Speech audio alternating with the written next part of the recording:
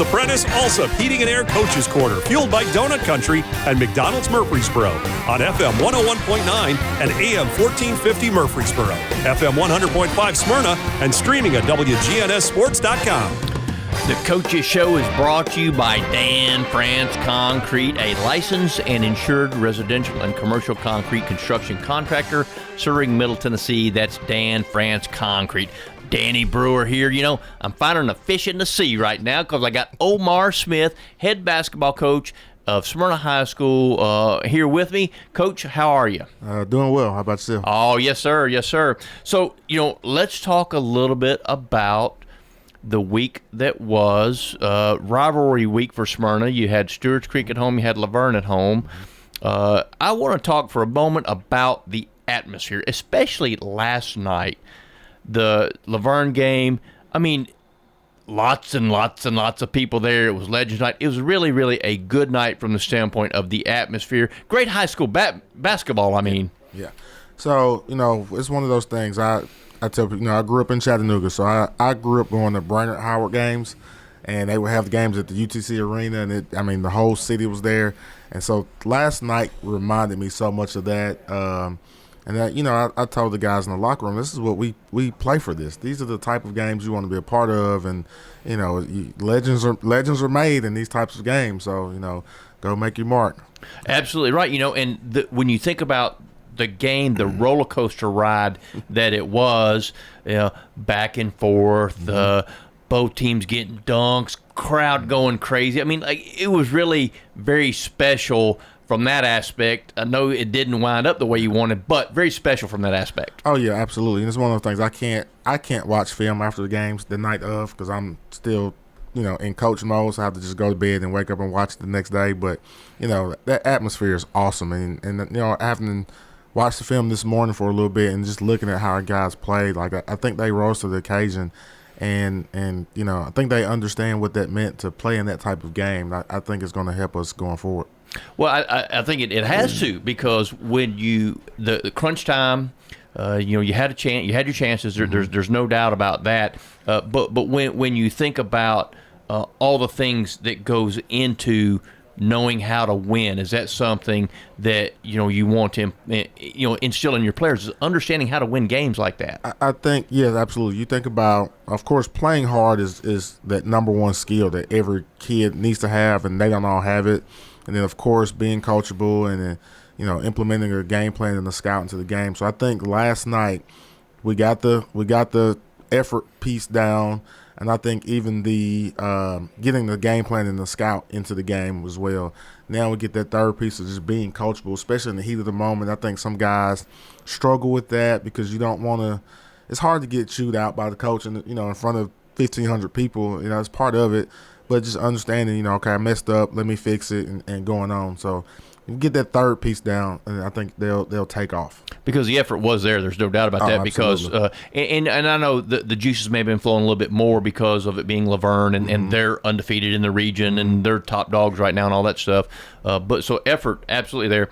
As far as I think you had 3 guys in double figures. That was a good thing too, right? Yes, and that's kind of been par for the course for us. You know, young Kinzer most nights are going to get about 15, 16 points, and Caden Matthews will get about 10, and then either sometimes both, or either one of the McCarver brothers is going to get in double figures. And so that's, you know, like I said, it's pretty normal for us to have that. When we're a high-scoring team, so we're going to get guys that are going to score, and just getting them to understand that now you can play defense, and it's going to make a difference. McCarver, the young McCarver, Zakis, I know there was one instance last night where it was kind of a loose ball, and he went – his athleticism is just off the charts. Yes, he's very quick. He's athletic, really fast, and just he just gets after it. I was telling my wife and my brother-in-law last night, I think over the last 5 games he sat for 1 minute, and that was because we were the Stewart's Creek game, we were down, and I emptied the bench the last minute. Other than that, he hadn't come off the floor in the last 5 games because, I mean, he just brings so much to the table, especially athletically. Right, yeah, and his ball handling, and the little kid can shoot too. He can, especially great mid-range jump shot. which a lot of kids don't have these days. Everybody wants to shoot the three, and he'll shoot it a little bit too much sometimes, but he'll get to the hole and he'll get, to the middle of the paint, and he'll shoot a pull-up jump shot. And I tell him that makes a big difference because, being 5'8", you can't always go in there with the trees, but if you can stop and pull up, that's a lost art that many people don't know how to stop. Oh, absolutely right. Because if you get the defender on his heels, then it's easy to pull up, and then you can get your shot off. Right, absolutely. So, Coach, let's talk about what we got coming up. You're really in a pretty good position as far as you have your destiny in your hands still, district-wise. Yeah, probably not going to catch Laverne unless they completely fall off the cliff, and I don't think that's going to happen. We're looking at trying to get to that 3 seed. Possibly the 2, but Stewart's Creek's playing very well right now as well. So if we can get to that 3 seed, I think that would be just big for our confidence as a team, as a program. We've got Lebanon coming up on Tuesday. We go there, so get a chance to play at their place and get a feel for it because they're hosting the tournament. So that'd be good for us. We'll go out to district play Thursday against Knowledge Academy for senior night, and then we host Wilson Central for our last home game on Friday. Okay, so wow. Last home game, man. It's kind of you blink your eyes and here we are, right? Quick, it comes. You look at the schedule at the beginning of the year, like, God, it's a lot of games, and then they just come in bunches. Especially in December, you play a lot of games, and so then you get in the district play, and it's twice a week, and it just flies by. And it's probably been a good thing we hadn't really had a lot of snow, so we hadn't had to deal with cancellations either. Right, exactly, and that helps out because that can be nightmarish for a coach when you're trying to fit all these games in. Absolutely, we get to school and all the teachers are watching the snow forecast and they're praying for snow. I'm like, please don't snow. I don't want to have to reschedule a game and figure out how to get guys to practice and all that. So, kind of avoiding that this year has been good.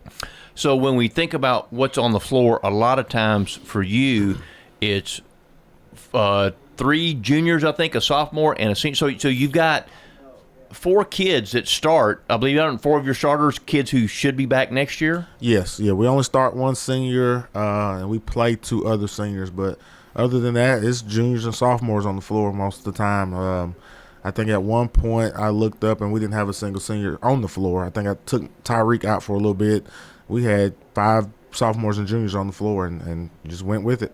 So as far as growing those young men, I mean – and we talked about knowing how to win and understanding how to win, all that kind of stuff. The basketball IQ, that's obviously something that's a constant work in progress. It is. I think again, you think about Laverne. I was counting this morning, looking at film. I think they have 5 guys on their team that either dressed or played in the state tournament last year.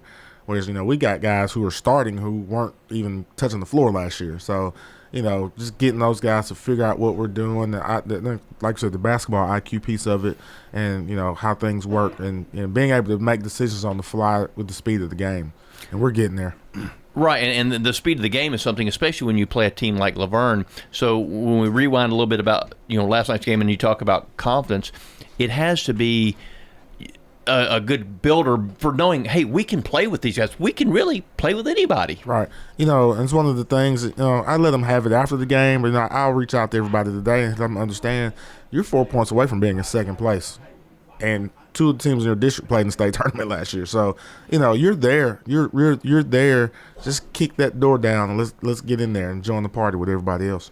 Right. And so when we talk about the district tournament that's coming up, and I know that'll be in a few weeks, but it could be really, really fun. It could be. I think it's going to be very competitive. Like I said, there's a good chance we could be playing Lebanon on their home floor. And, like I said, it'd be my 3rd time doing that since I've been here playing the team on their home floor in the first round of the district. But at the end of the day, it's still basketball. It's 94-foot court, 10-foot rims, 10 people on the floor, 3 refs. So it's not anything that's going to change. So just understanding, that intensity of district tournament play. So, we're figuring out district play intensity and then understanding, okay, district tournament is even another level of intensity. And I think we're going to really push on that for the next couple of weeks. Coach, the leadership that you have on the bench, talk a little bit about that. And because a coach can do what a coach can do, but at the end of the day, you need players to help out with that leadership. Absolutely. And they're figuring it out. Is one of the things we've been very, very big on film study here the last week or so.